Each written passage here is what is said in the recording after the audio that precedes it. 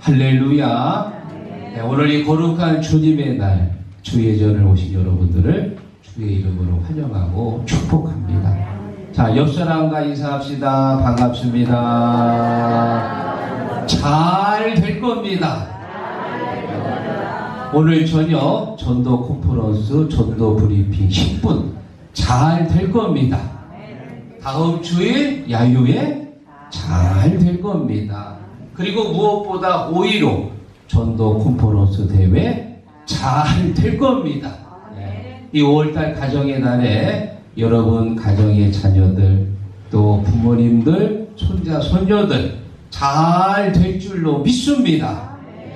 오늘 저는 본문의 말씀을 가지고 레갑의 아들 요나답의 자손들을 통해 은혜를 나누려고 합니다. 이 레갑은 누구냐? 쉽게 말하면 모세의 장인 이드로의 후손입니다. 후손. 개인 족속이라고도 하는데요. 쉽게 말하면 이스라엘 백성은 아닙니다. 더 쉽게 말하면 이방인입니다. 그런데 이드로가 모세가 광야 생활할 때 큰 도움을 줍니다. 또 이드로의 아들 호밥이라고 있는데 모세한테는 처남이 되겠지요.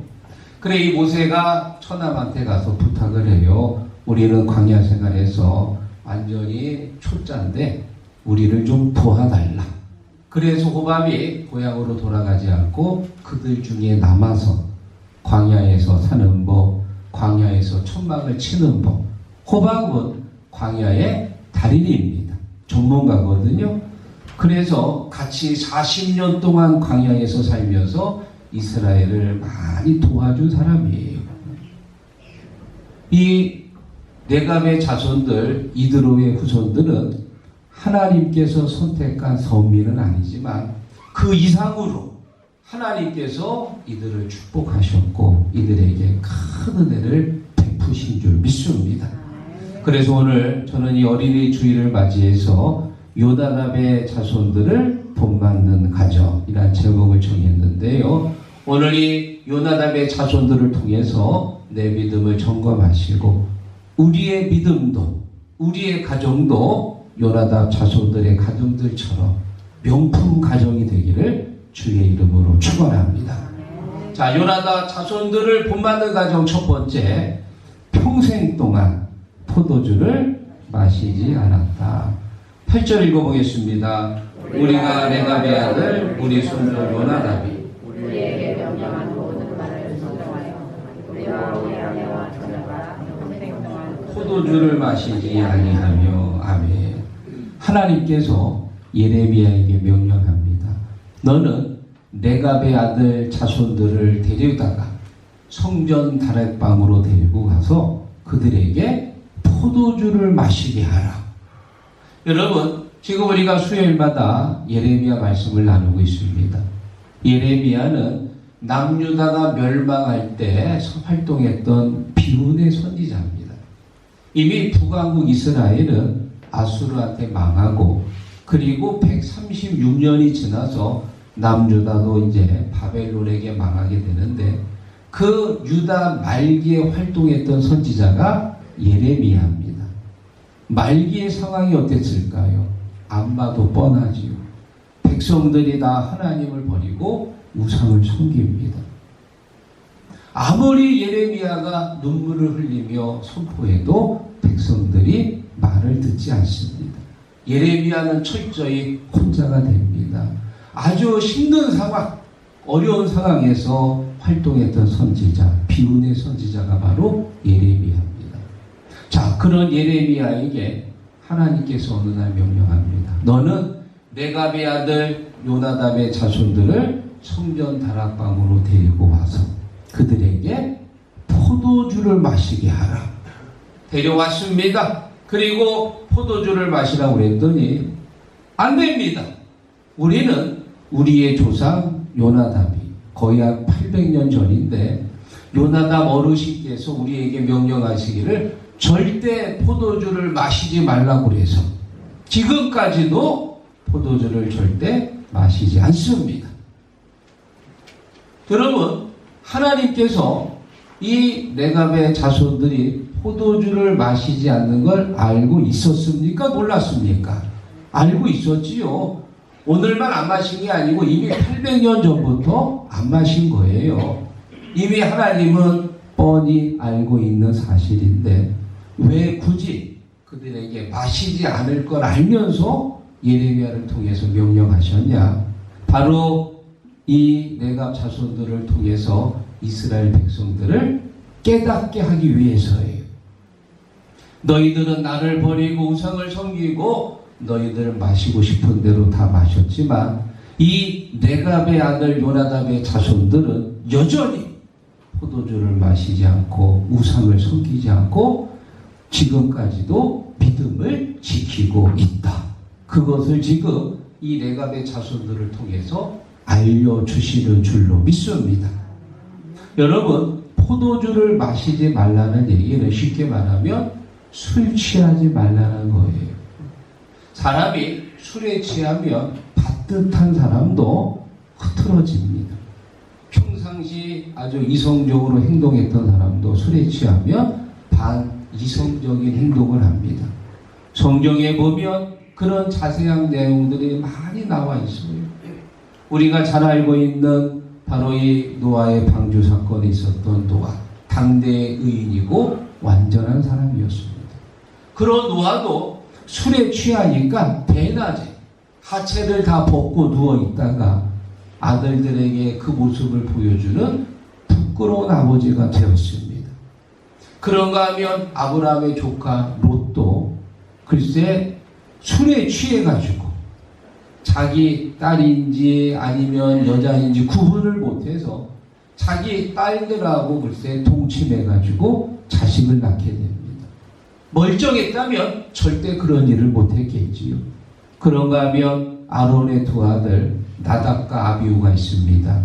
이 나답과 아비후는 아버지를 이어서 제사장의 반열에 오른 축복된 사람들인데 술에 취해가지고 그만 다른 불을 들였다가 하나님께서 그 자리에서 그 두 사람을 치셨어요.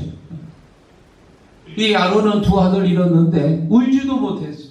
왜? 하나님 앞에 죄를 져가지고 울지도 못하고 끙끙거리면서 두 아들을 먼저 보내야 했습니다. 성경은 분명히 말합니다. 술 취하지 말라. 이는 방탕한 것이니.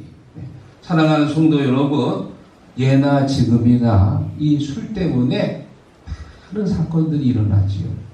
안타깝게도 지난 4월 19일 날 저 예산군 대술면 국도에서요, 한 50대 아저씨가 술에 취해가지고 새벽 2시쯤 운전을 했는데 알고 보니까 역주행으로 가고 있었던 거예요. 그런데 술에 취하니까 몰라요, 그냥. 그러다가 마주오는 저 경차하고 충돌했는데 경차가 이제 뒤집어졌습니다. 운전한 그 사람도 다치고 또 상대편 차량 운전자도 다쳤는데 상대편 차 조수석에 20대 대학생이 있었대.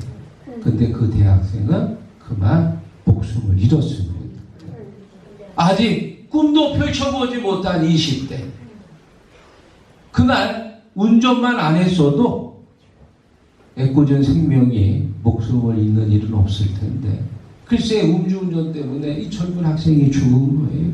얼마나 안타깝습니까?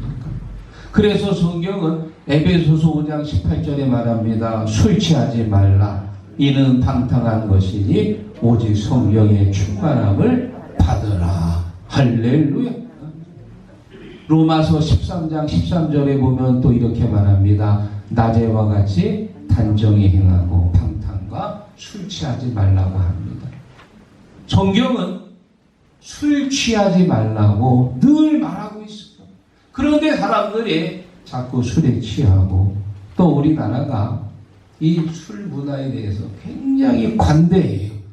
그래서 음주운전을 해도 처벌 규정이 약합니다. 세계 각국의 음주운전 처벌 규정을 보면 일본은 최고 30년까지 구형을 내리고 중국은 제한이 없다고 그래요. 심지어 사형까지도 시킨 전례가 있습니다.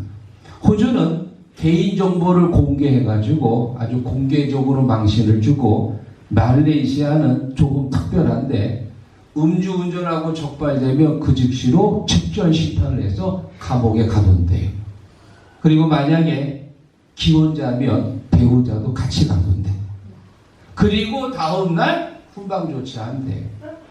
그만큼 경각심을 갖고 조심하라는 뜻입니다. 사랑하는 성도 여러분, 우리의 자녀들이 술과 담배를 멀리하고 마약과 도박을 멀리하고 하나님을 온전히 섬기는 믿음의 가정, 마치 지금 레갑의 아들 요나답의 자손들처럼 요나답이 말한 그 명령을 지키며 행한 것처럼 우리의 자녀들이 부모님의 말씀을 잘 듣고 믿음을 지켜가는 그런 믿음의 명품 가정이 되기를 주의 이름으로 축원합니다. 자, 그리고 두 번째, 레갑의 아들 요나답 자손들을 품안는 가정. 그들은, 요나답의 자손들은 장막에서 살았다. 10절 읽어봅니다. 장막에 살면서 우리 선조 요나답이 우리에게 명령한 대로 다 지켜 행하였노라. 아멘. 어디에 살았다고요? 장막에 살았다. 이스라엘 백성들이 광야에서 생활할 때 하나님께서 늘 명령한 말씀이 있습니다. 너희들이 가나안 땅에 들어가면 절대 그들과 혼인하지 말고, 그리고 너희들의 믿음을 지켜라. 왜냐하면 이스라엘 백성들이 광야 생활할 때는 이제 문제가 없는데 가나안 땅에 들어가면 정착을 합니다. 집을 짓고 살아야 되고요, 농사를 져야 됩니다. 농사를 지려면 뭐가 제일 필요하지요? 비가 필요하지요.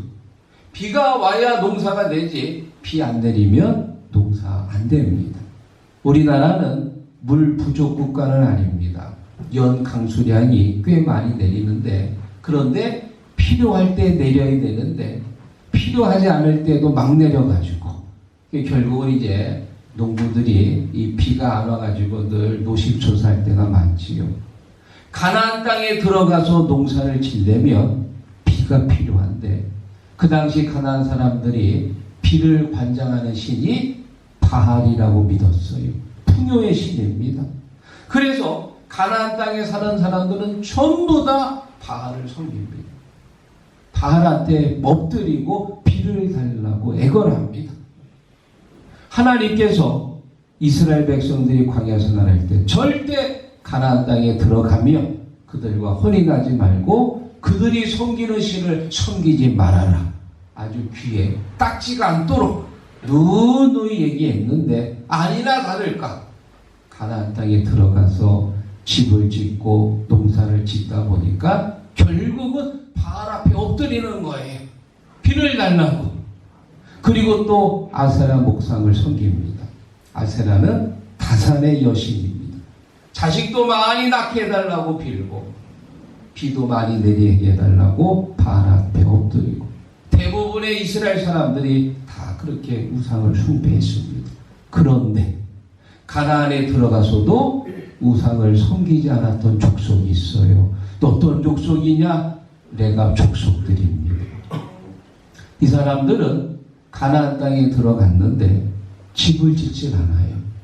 그리고는 자꾸 이동을 합니다. 마치 광야에 사는 것처럼 여기서 한철 있다가 또 이제 또 다른 데 가서 한철 있다가 또 다른 데 가서 계속해서 집을 이동해요. 그러니까 농사를 짓지 못하는 거지. 왜 그렇게 살았냐? 800년 전 그들의 선조 요나답이 그렇게 명령했기 때문에, 농사를 짓지 않기 때문에 바알한테 엎드리지 않습니다. 그리고 오직 하나님만 섬기면서 믿음으로 사는 거예요. 할렐루야. 그러면 여러분, 지금 우리도 그렇게 살아야 되나요? 우리도 이 당진에서 한 10년 살다가 또 10년 지나면 저 서산으로 이사 가고, 또 10년 지나면 군산으로 또 이사 갔다가 10년 지나면 다시 예산으로 올라오고 10년마다 5년마다 한 번씩 그렇게 돌아다니면서 살아야 됩니까? 그건 아니지요. 지금 이 요나답이 왜 집을 짓지 말고 농사도 짓지 말고 떠돌아다니며 살라고 그랬을까? 그 의도가 있습니다. 그 의도가 뭐냐? 바알에게 엎드리지 말고 하나님을 온전히 섬기기 위해서. 다시 말하면 우리가 어디에 살든지 간에 항상 하나님 앞에 예배드리고 예배 생활을 지키기라 그 말이에요. 예배 생활을. 우리가 이렇게 명절이 되면 큰 집에 가잖아요. 부모님 집에 가서 만약에 주일을 맞이하게 되면 주일날 교회 와서 예배를 드려야 됩니다. 특히 고향 교회가 있습니다. 그러면 이런 명절날 같은 날 가서 고향 교회 가서 예배를 드리면 하나님이 기뻐하시는 줄 믿습니다. 만약에 병원에 입원했는데 주일을 맞이하게 되면 병원 안에 예배실이 있습니다. 그러면 그 예배실에 가서요 예배 드리면 하나님이 기뻐하실 것이고, 또 우리가 해외여행 갔을 때 그때는 뭐 가까운 교회 찾기도 어렵잖아요. 그런 경우는 같이 여행 간 일행들하고 그 호텔에 모여가지고 같이 예배 드리면 두세 사람이 내 이름으로 모인 곳에 나도 그들 중에 있다고 그랬거든. 2명이든 3명이든 4명이든 같이 여행 간 사람들이 주일날 같이 모여서 예배를 드릴 때 하나님이 기뻐하시는 줄 믿습니다. 중요한 건 예배를 지키는 거예요.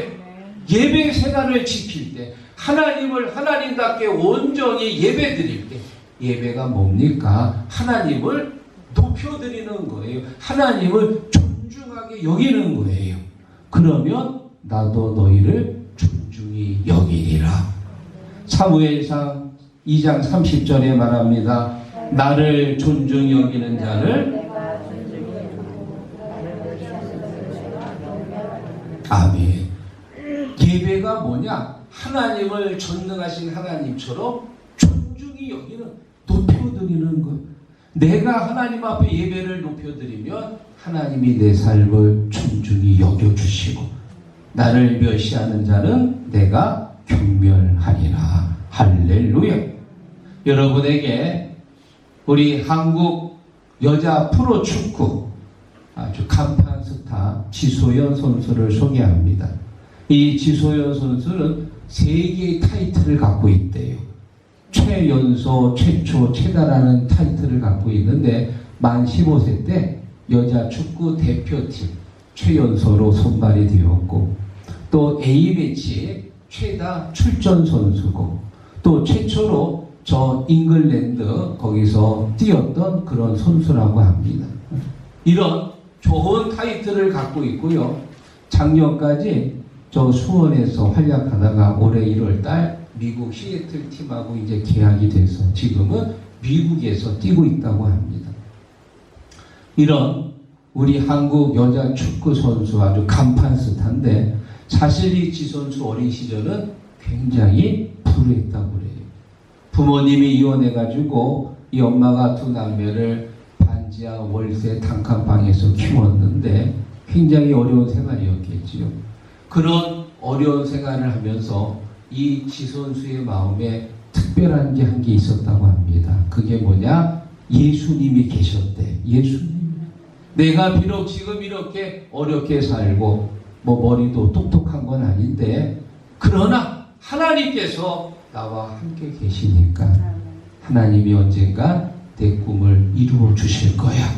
그런 믿음을 가지고 그 어려운 어린 생활을 한 거예요. 그리고 정말 하나님께서 이 지 선수를 높이 세워주셨는데, 그래서 이 지 선수가 골을 넣고 나면은 이제 선수들은 세레머니라는 걸 하잖아요. 이런 감사기도 세레머니를 한다고 합니다. 저는 뭐 그렇게 축구를 좋아하지 않아서 자주 보지는 않지만, 그래 영국에서 활약할 때요, 골을 넣고 나서 이 감사기도 세레머니를 했더니 경기가 끝나고 기자가 찾아와서 물었대요. 이 기도의 의미가 뭐냐고. 그때 지 선수가 말하기를, 저는 지금까지 늘 하나님을 바라보며 살아왔고 또 골을 넣어서 내가 정말 하나님 앞에 감사해서 감사의 기도를 드리는 겁니다. 할렐루야. 사랑하는 성도 여러분, 이 지 선수가 이제 연습할 때 주일을 맞이하잖아요. 그러면 자기 본교회는 뭐 멀어서 못 갈 테고 그 연습장에서 가장 가까운 교회, 후배들을 데리고 가서 같이 예배를 드린다고 합니다.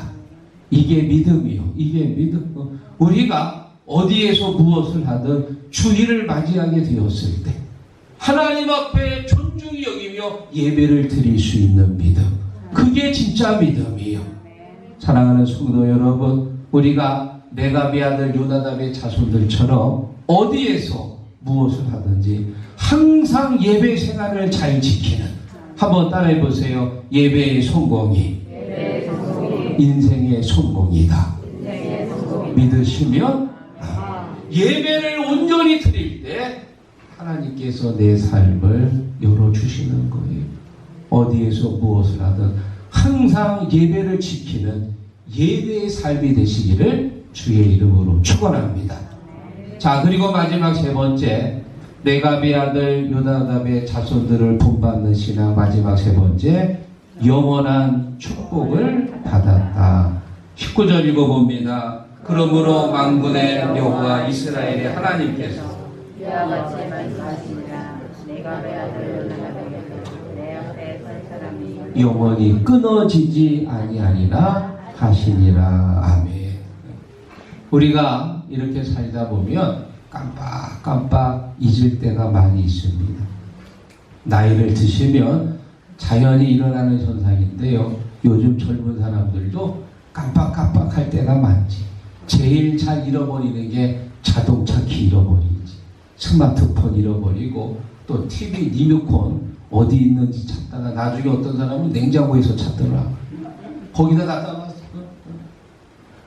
어르신들뿐만이 아니고 젊은 사람들도 생각할 게 많아서 그렇게 잊어버릴 때가 종종 있습니다. 글쎄, 지난주 월요일 날 우리 민수가 이제 출근하고 나서 한 9시 반에 전화가 왔어. 아빠 큰일 났어요. 지갑을 두고 내렸어요. 지갑을 두고. 그래서 제가 뭐라고 그랬는 줄 아세요? 괜찮아. 아빠가 찾아올게. 신터미널 거기 이제 사무실에 가가지고 지갑 찾아왔어. 잘했지요. 네. 괜찮습니다. 그 정도야 뭐 별거 아니지. 그러니까 아마 여러분 중에는 주전자 올려놨다가 까맣게 있고 까맣게 태운 분도 계실 거예요. 그것도 괜찮아. 왜? 주전자 새로 사면 되지 뭐. 그건 뭐 대수입니까 뭐. 그럼 괜찮은 거예요. 작년 1월달 무슨 유튜브를 내가 하나 봤더니 글쎄 어떤 애기 엄마가 유모차를 이렇게 밀고 전철을 탔어요.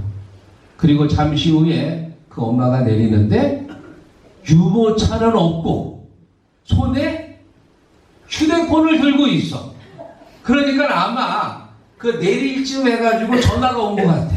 전화가 와서 그래 막 이제 수다 떨다가 애기는 그 안에다가 두고, 그리고 자기 혼자 내린 거예요. 그리고 이제 실컷 얘기하고 문이 닫히고 전철이 출발하는데 그때 생각난 거예요. 놀래가지고 막 뛰어가는데 이미 전철 떠났지.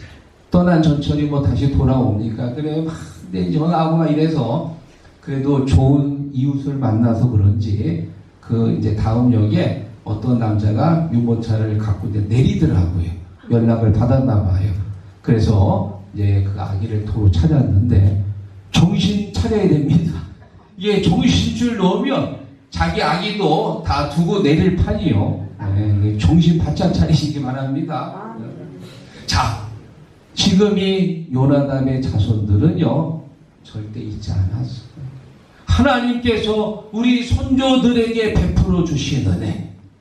여러분, 이 겐족속은요 하나님 손민 아닙니다. 이방인인데요, 하나님께서 오히려 손민보다도 더 축복하시고 더 은혜 내려주신 사실을 요나답을 통해서 들었고요, 800년 전에 하신 그 조상의 말을 기억하면서 그 말씀대로 하나님을 섬기고 짓지 않고 포도주를 멀리하고 그렇게 800년 동안 살 거예요. 하나님께서 이 자손들을 축복합니다. 내 앞에 설 사람이 영원히 끊어지지 아니하리라. 할렐루야. 내가 이 족속을 세우겠다 그 말입니다. 내가 이들을 기억할 것이다. 영원히 끊어지지 아니하리라. 사랑하는 성도 여러분, 지금 여러분들이 예수님 잘 믿는 가정인 줄 믿습니다. 그러나 여기서 끝나면 안 되지요. 내 자녀들도 내가 믿은 예수 잘 믿어서 믿음의 가정을 꼭 이루어야 됩니다. 또 우리 손자 손녀들도 믿음의 가정을 이루어야 됩니다. 10대가 지나고 100대가 지나고 1000대 이르기까지 믿음을 잘 지키는 가정이 되시기를 바랍니다. 그래서 출애굽기 20장 6절 나를 사랑하고 내 계명을 지키는 자에게는 선대까지 은혜를 베푸느니라. 몇 대요? 1000대까지. 1000대까지 믿음의 물줄기가 흘러가기를 바랍니다. 오늘 말씀을 정리하면서 한 가지 애화를 드립니다. 우리 여성들이 제일 갖고 싶은 것 중에 하나가 뭐냐? 명품백이래요. 명품백. 그런데 명품백만 있는 것도 아니고 뭐가 있어요? 짝퉁도 있지. 명품백 비슷한 것도 있어요. 저는 눈썰미가 약해가지고 명품인지 아닌지 잘 구분을 못하는데 정확하게 구분하는 방법이 몇 가지가 있어. 지금처럼 비가 내릴 때. 지금처럼 비가 내리면 명품이 아닌 건 어떻게 해요? 이렇게 막고 비를 막고 가는 거예요. 비를 막고 가. 비를 이렇게 가방으로 막는 거예요. 머리 젖지 말라고. 그런데 명품을 어떻게 해요? 가슴에 하나.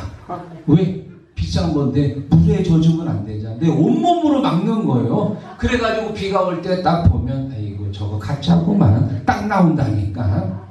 그리고 차 마실 때 이렇게 앉아서 차 마실 때요. 명품이 아닌 건 어떡하냐? 땅바닥에 내려놔.